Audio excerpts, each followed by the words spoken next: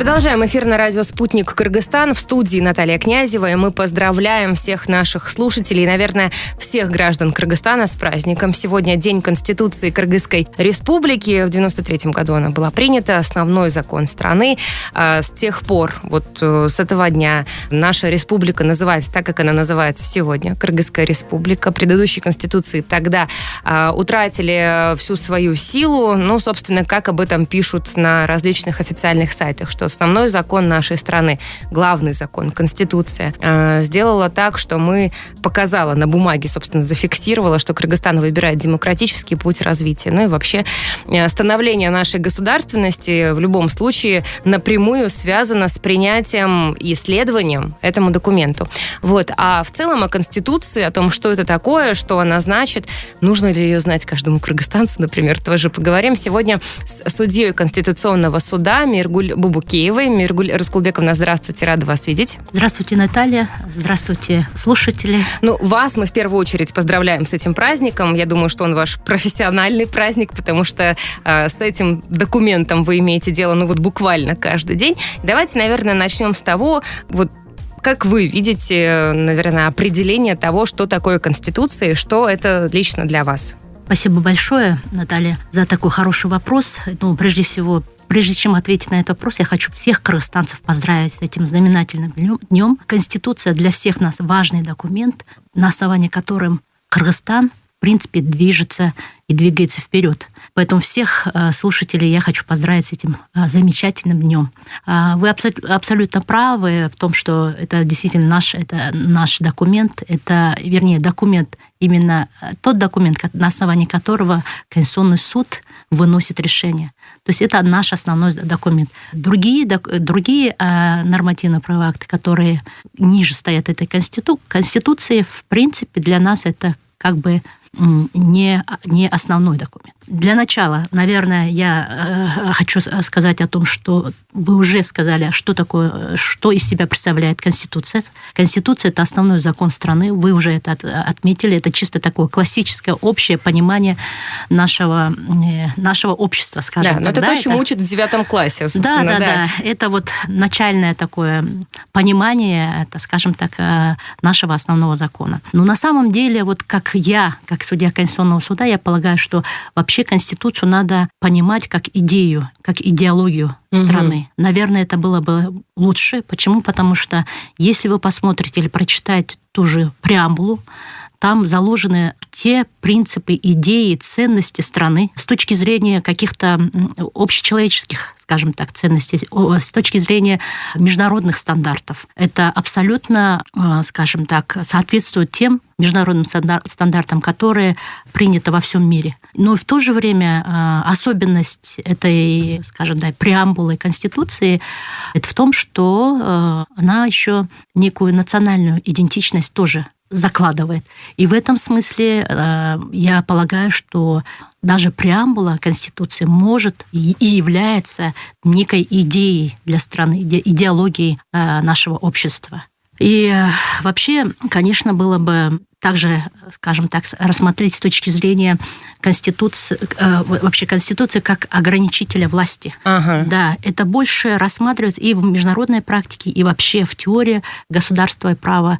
Конституция рассматривается как ограничитель власти. То есть там заложены права и свободы человека и гражданина, там заложено определенное конституционное устройство, и там заложены полномочия всех институтов власти. И если вы посмотрите, если мы, скажем так, посмотрим на нашу Конституцию, она разделена на 5 частей. Но на самом деле мы можем формально разделить на 2 части. Это ценностная часть, где изложены само конституционное устройство страны и права и свободы человека. И вторая часть – это так называемая, можем сказать, инструментальная часть. Это где заложены полномочия власти, полномочия всех институтов власти. И в этом смысле, если посмотреть исторически развитие нашей страны, а особенно нашей Конституции 1993 года, то ценностная часть, вот как конституционное устройство, права и свободы человека, да, и другие ценностные части Конституции, она не меняется. Эти ценности вечны. И поэтому я изначально сказала, что все, что касается вот этой ценностной части Конституции, она стабильна, она вечна, и она всегда актуальна. Потому что она исходит из каких-то вот того же исторического опыта, человеческого опыта. С учетом этого выработаны вот такие вот приоритеты для граждан, для человека и так далее. Поэтому вот эта часть, она, если изучать Конституцию, то эта часть практически не меняется. Другое дело, когда наша страна, все-таки мы говорим о том, что наша страна развивается, и Конституция, естественно, вместе с нашей страной развивается, и мы говорим, что наша Конституция развивается, она в поиске лучшего, и поэтому столько много вносилось изменений и дополнений, потому что все-таки мы полагаем, что мы как бы молодое государство, независимое, суверенное государство, но мы находимся в поиске. И вот эта вот часть инструментальная... Пробуем что-то новое. Да, ну не то чтобы что-то новое, то, что лучшее, скажем так. Это может быть не новое, а что-то лучшее для страны. И поэтому вот эта инструментальная часть, где заложены полномочия института власти, в том числе и формы правления, она всегда... с учетом определенных ситуаций, в том числе и волнений различных, да, это как бы никому не секрет, и в 2005 году, в 2010 году, в 2021 году происходили волнения, это тоже признак роста, и с учетом вот этих волнений, вдохновений и так далее, меняется сама вот эта вторая часть, инструментальная часть Конституции. Я уже сказала, и в том числе и форма правления. Вот если, опять же, посмотреть исторически, то с парламентской мы менялись на президентскую, потом парламентско-президентская стала, сейчас классическая форма президентской власти. То есть самое главное, вот эта инструментальная часть, то есть полномочия института власти и сами власти должны правильно использовать вот эту ценностную часть Конституции, все, что заложено вот в первой части Конституции. Понятно.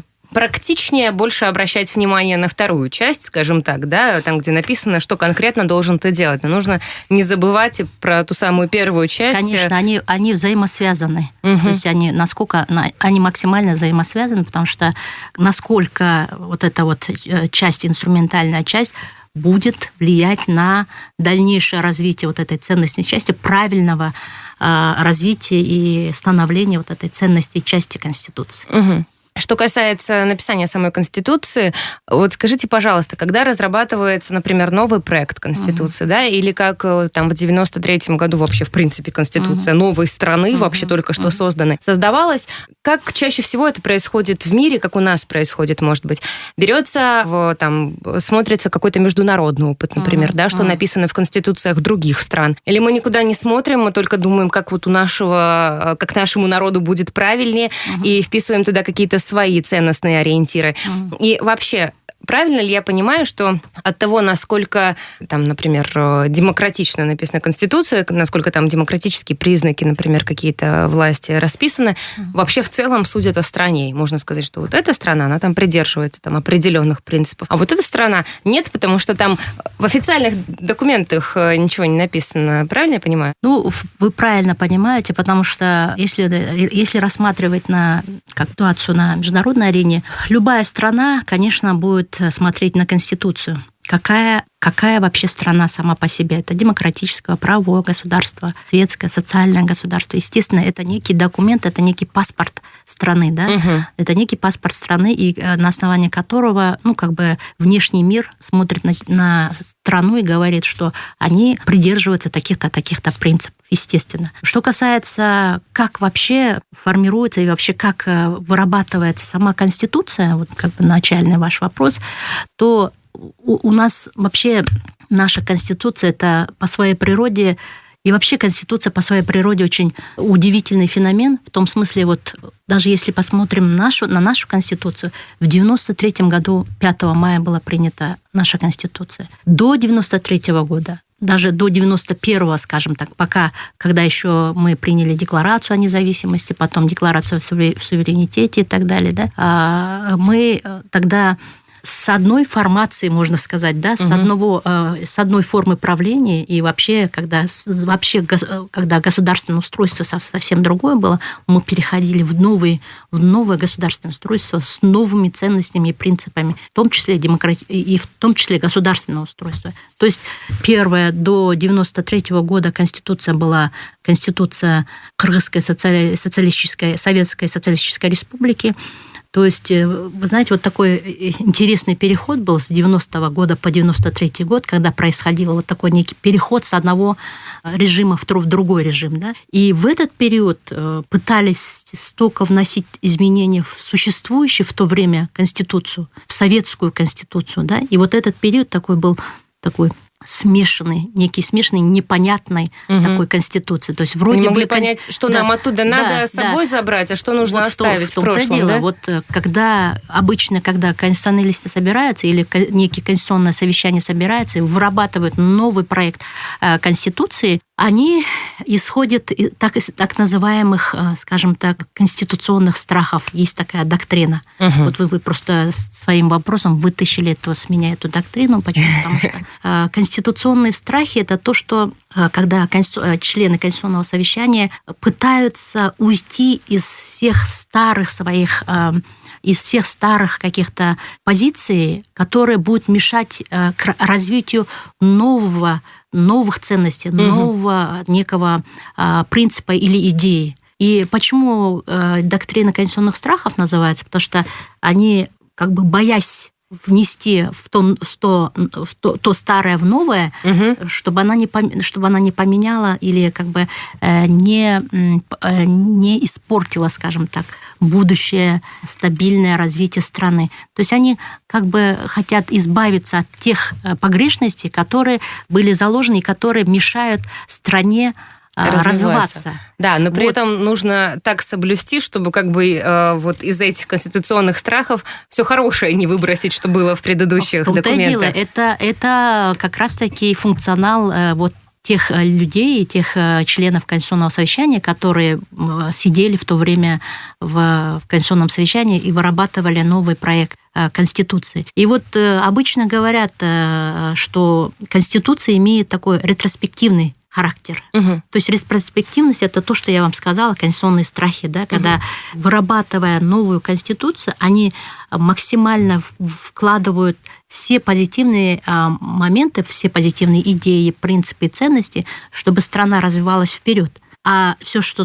старое, оно или снижается, или вообще убирается с правового поля и в содержании самой Конституции. Но и в то же время не только ретроспективное, но и в то же время и перспективное значение имеет Конституция. Почему я изначально сказала, что это такой удивительный феномен, в котором заложены и ретроспективность, и перспективность. Перспективность почему? Потому что мы закладываем в Конституции, что, например, Кыргызстан является правовым, демократическим, светским, социальным государством. Это цели, знаете. Мы позиционируем таким, но мы, к сожалению, еще не пришли к полноценному правовому, демократическому, социальному государству. Мы это поставили в перспективу. То есть мы должны достичь этой цели. Там же написано, что мы такие, значит, мы должны быть такие уже сейчас. Или там написано, что мы стремимся? Нет, мы такие. Мы позиционируем себя такими. Но чтобы полноценно стать такими, мы должны еще работать, мы должны принимать соответствующие законы, мы должны быть членами каких-то международных сообществ и максимально быть в том, скажем так, максимально принимать те решения, которые мы будем достигать этих целей, или тех принципов, которые заложены как правовое государство, да, например. Вот, и с точки зрения вот этого пока мы еще растем, мы развиваемся.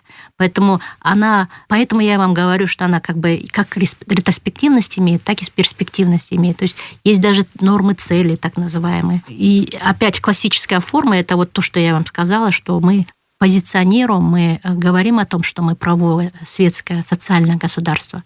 Также, например, социальное государство, да, мы не достигли до такого уровня, чтобы мы сказали бы, что да, мы 100% социальное государство. У нас нет бедных, у нас все равные.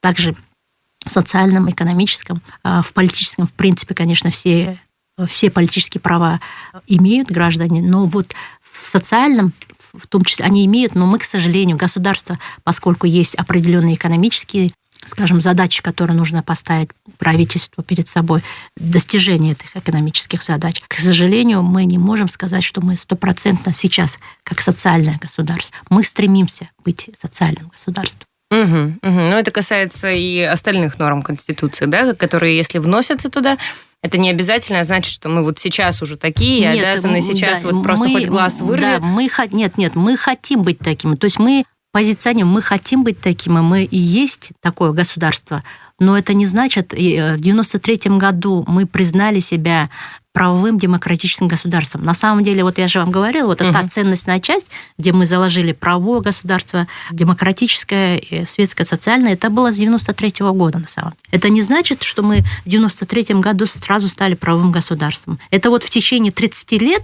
мы делали шаги вперед, определенные шаги для того, чтобы стать таким государством. И вот сейчас, если мы тогда еще были на нулевой позиции, сейчас, может быть, на позиции там 50 на 50, да, скажем так, да, или 70 на 30, ну, кто как себя трактует на самом деле. Но мы стремимся, мы с этой пути как бы не собираемся отходить и идем для того, чтобы стать таким государством. Еще один такой вопрос. У нас в последнее время в новостной повестке все чаще мелькает Конституция, Конституционный суд, Конституционный закон и так далее. Вот у нас принимается сейчас Конституционный закон, ну, как принимается, рассматривается Дюгурку Кинешем, по крайней мере, о государственном языке. Я вас не буду просить его комментировать, я хочу вас спросить больше теоретически. Объясните, пожалуйста, а чем Конституционный закон отличается от закона обычного, я не знаю, как это назвать, ну, простой закон человеческий? Потому что законов у нас принимается огромное количество. Когда мы говорим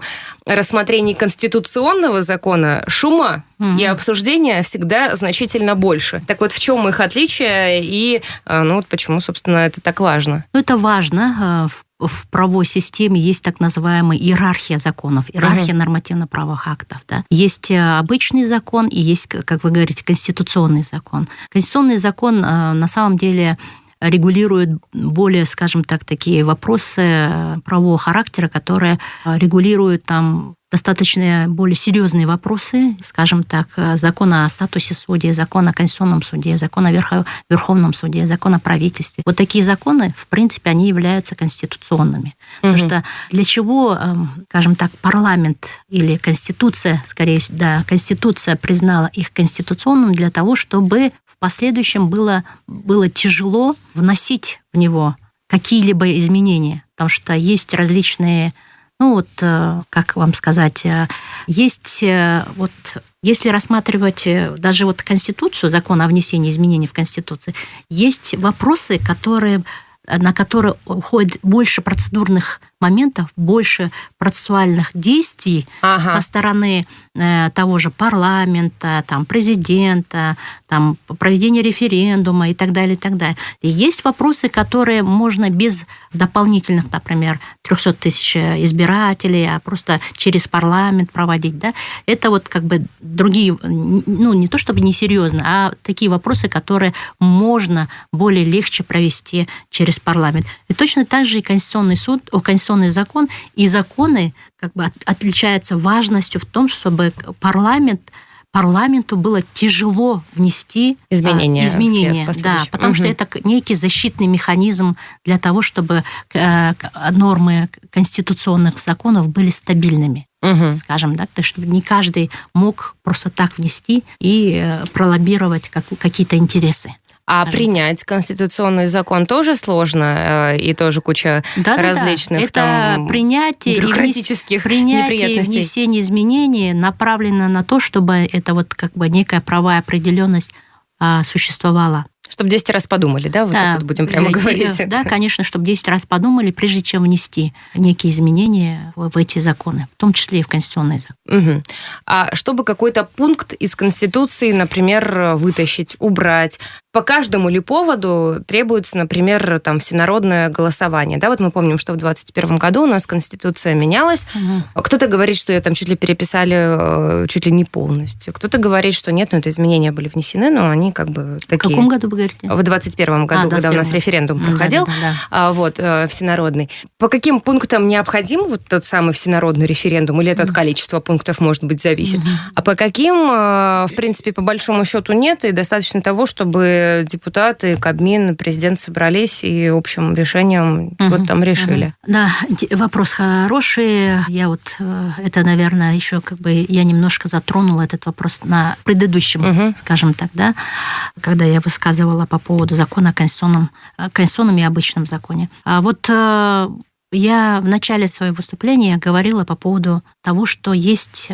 Конституцию формально можно разделить на две части. Помните, я говорила ценностная часть и вот так некая инструментальная или часть, где расписываются полномочия института власти. Да? Практическая, будем ее называть, да? Практическая вот часть. Которая говорит, что вы должны делать, да, собственно. Да, что должен делать институт, что должны делать институты власти.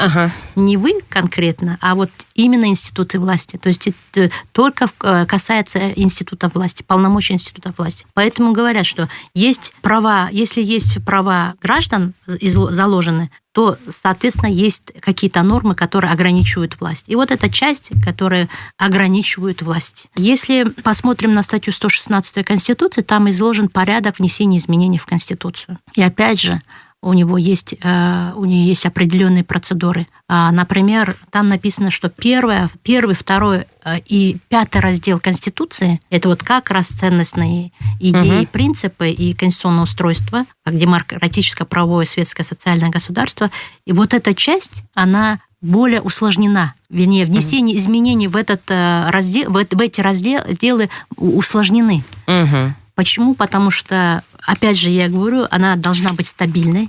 Вот та часть, ценностная часть, она должна быть стабильной, потому что мы, как страна, как суверенное независимое государство, взяли на себя как бы путь к демократическому правовому государству, да, построению такого государства, и поэтому вот эта часть важная, нежели, скажем так, внесение изменений в часть, вот практическую часть, где мы с вами говорим, инструментальная часть, где изложено полномочия института власти. Вот где в полномочиях, в принципе, она более упрощена, скажем так, внесение изменений. Вот в этом есть различие. То есть если мы, например, может 300 тысяч избирателей внести через референдум внесение изменений в эту часть, первую часть, то парламент может своей инициативой, да, тоже там определенная часть, 2/3, по-моему, они могут внести изменения в Конституцию через парламент. А здесь только через референдум, и только если инициатива исходит от 300 тысяч избирателей.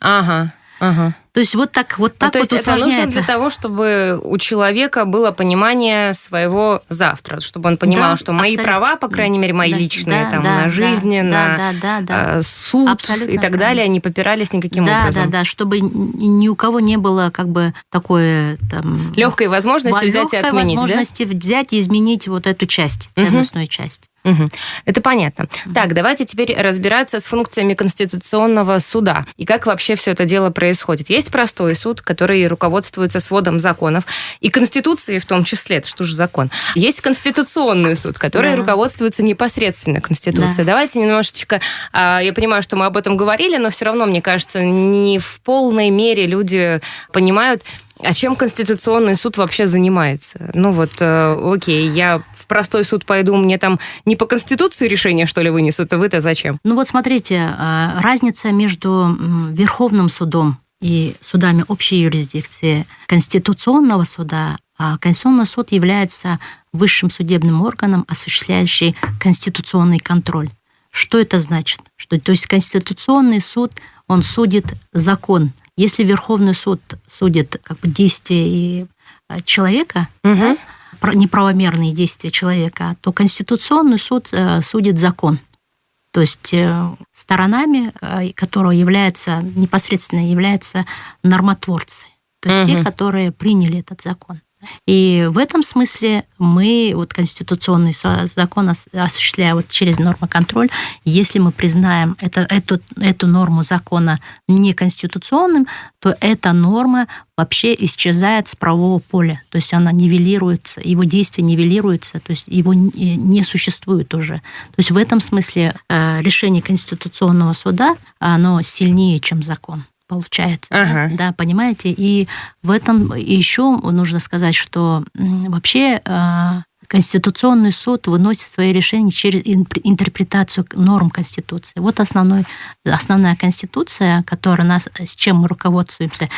И вот на молекулярном уровне, можно сказать, да, на таком теоретическом, философском уровне мы толкуем норму и вырабатываем такую некую правовую позицию в отношении определенной нормы, которая, скажем, оспариваемой нормы.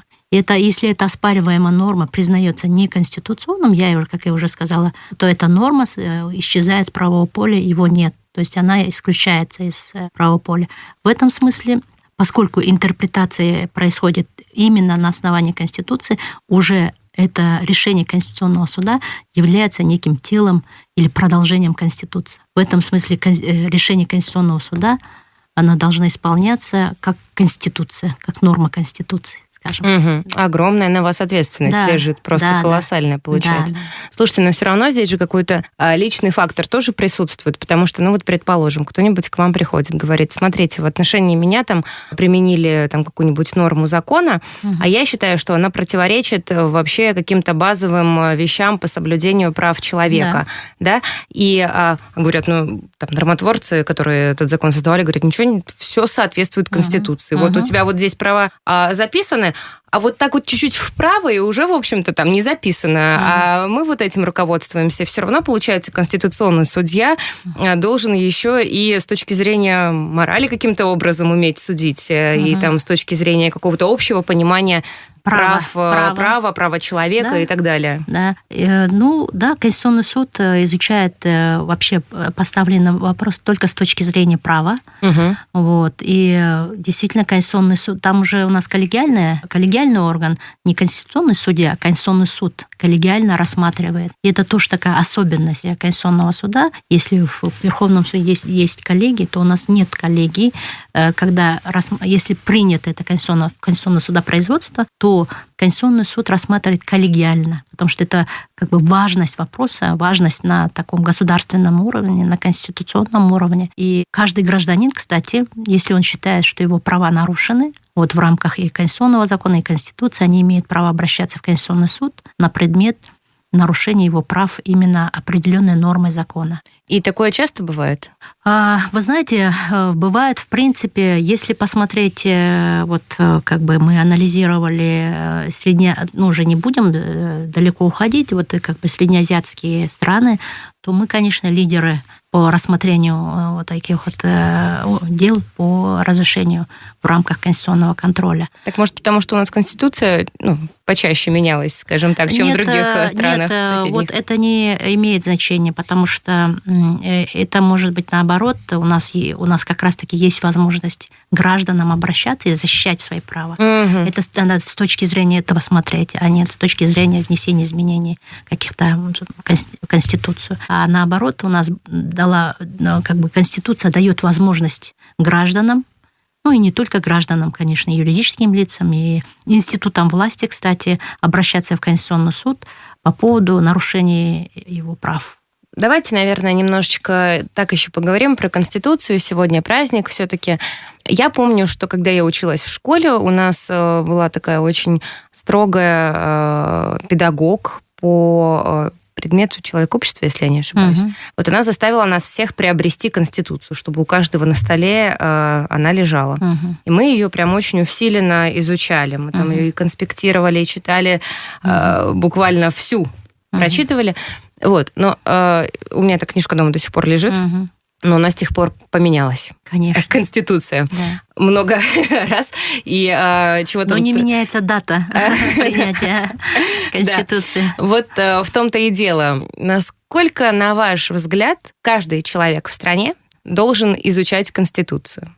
И стоит ли ее изучать досконально, чуть ли там не наизусть знать, если она может меняться, и может меняться во многом. И люди, многие могут подумать, что, у нас Конституция столько раз менялась, там замучаешься учить. Я вам уже сказала, да, действительно, Конституция вообще это на самом деле уникальный документ, над которым надо работать, изучать, если хотите, зубрить, да. На самом деле это наш основной закон, по которому, где заложены наши права, наши обязанности. И в этом смысле она в этой части, я как уже говорила, не меняется. Если человек себя считает гражданином своей страны, таким добропорядочным, законопослушным гражданином, он должен знать Конституцию даже ради того, чтобы защитить свои права.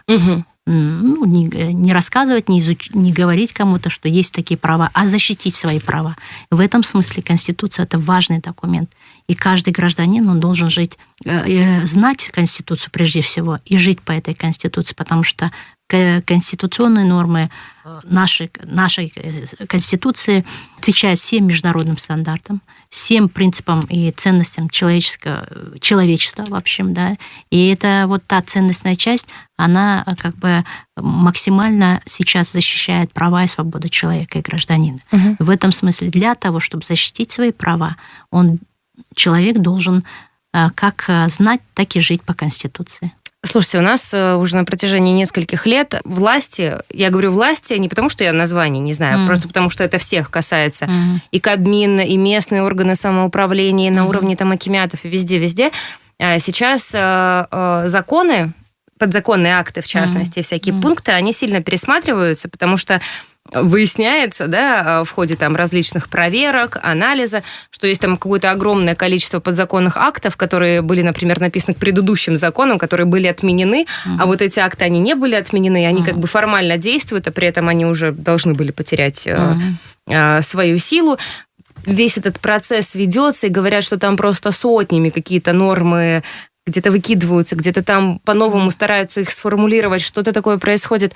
Вот весь этот процесс, он как-то затрагивает Конституционный суд? Может ли быть такое, что какие-то законы, например, отвечали предыдущим версиям Конституции, да, вот хотя бы там в той части, за которую мы в 2021 году голосовали, не так давно это было, между прочим, а теперь не отвечают, и что вот их тоже теперь нужно менять? Вы знаете, нет, конечно, гарантии, что они не могут поменяться, но единственное, самое важное, нужно, чтобы человек обнаружил вот ту норму, которая нарушает его конституционные права. Если он обнаружил, и это акт нормативно-правовой, акт действующий, да, он актуальный, человек может обратиться в Конституционный суд за защитой своих конституционных прав.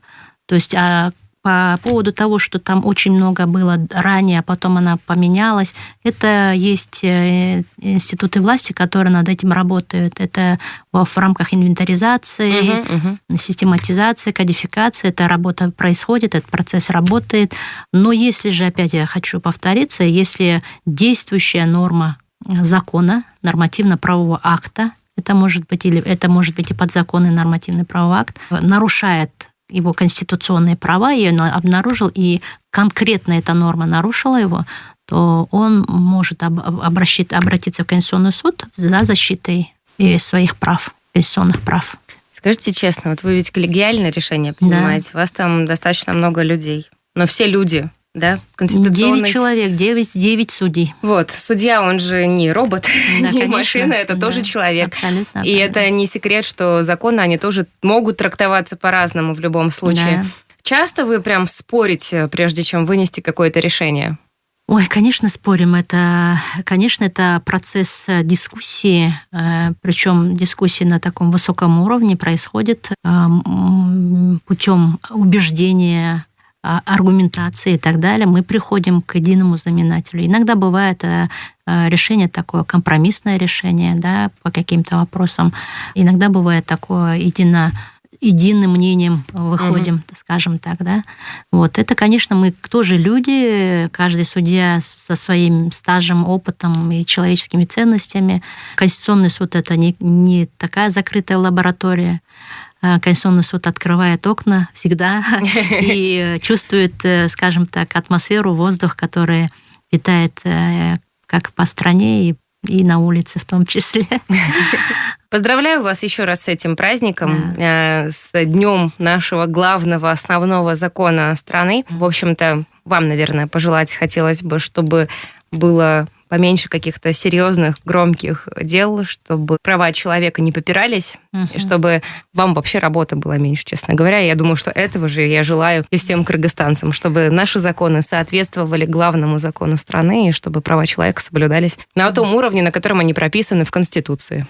Спасибо, Наталья. Я тоже хочу поздравить всех и хочу пожелать, чтобы наша Конституция была Конституцией стабильности, обеспечивающей стабильность и мир в нашей стране, а Конституционный суд будет помогать в этом, обеспечивать мир и стабильность. Спасибо большое. Я напомню, что в гостях у нас сегодня была судья Конституционного суда Кыргызстана Миргуль Бубыкиева. Миргуль Раскулбековна, рад была вас видеть. Спасибо, взаимно.